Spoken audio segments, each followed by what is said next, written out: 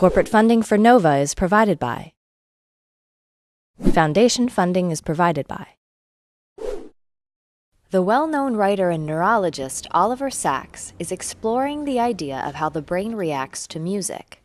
He is trying to figure out why some brains can't decode music at all, while others are sensitive to the slightest musical nuance.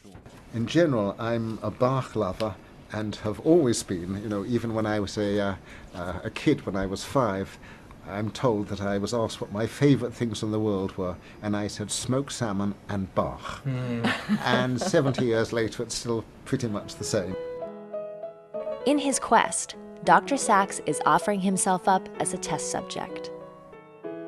A team of neuroscientists at Columbia University have designed a test that will reveal if the brain of Dr. Sacks loves Bach as much as he does. And roll back and forth. Hal Hinkle gives Dr. Sacks a device to rate his emotions, while at the same time, a scan will record the activity of his brain. He'll hear 2 pieces of music, one by Bach and one by Beethoven. First the Bach,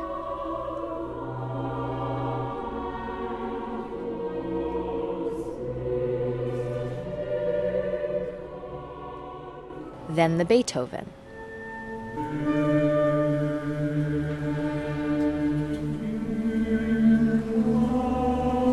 The composers are different, but the music shares certain qualities.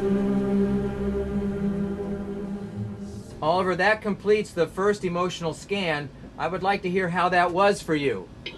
The Bach sort of blew me away, especially that point where the soprano came in and there was a wonderful harmonic modulation. But the Beethoven, I'm afraid, sort of left me flat.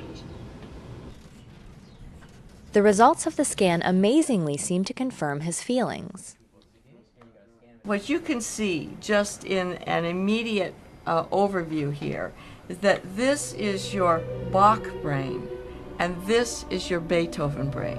Sorry, Ludwig. Yeah, sorry, Ludwig. There's not much there. Bach clearly excited much of his brain, including the many regions essential to appreciating the complexity of music.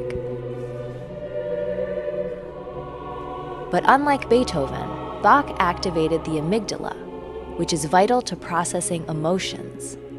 Here we see large activity associated with the right amygdala when you're listening to Bach. There is none of that when you are listening to this very comparable piece in Beethoven.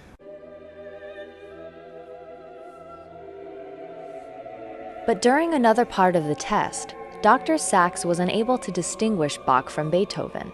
Again, we'd like to hear what your response was to it. Well, I'm sort of confused. I could hardly differentiate Bach from Beethoven, and none of it seemed to move me very much. But his brain tells a different story.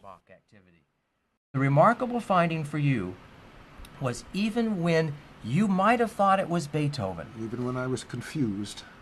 your brain can tell Bach from Beethoven. Dr. Sacks clearly favors Bach over Beethoven.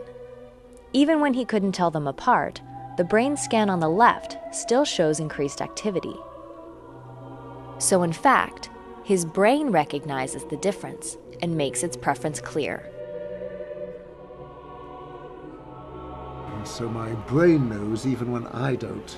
That's the conclusion. Right. Your brain can distinguish them even when you don't. Uh-huh.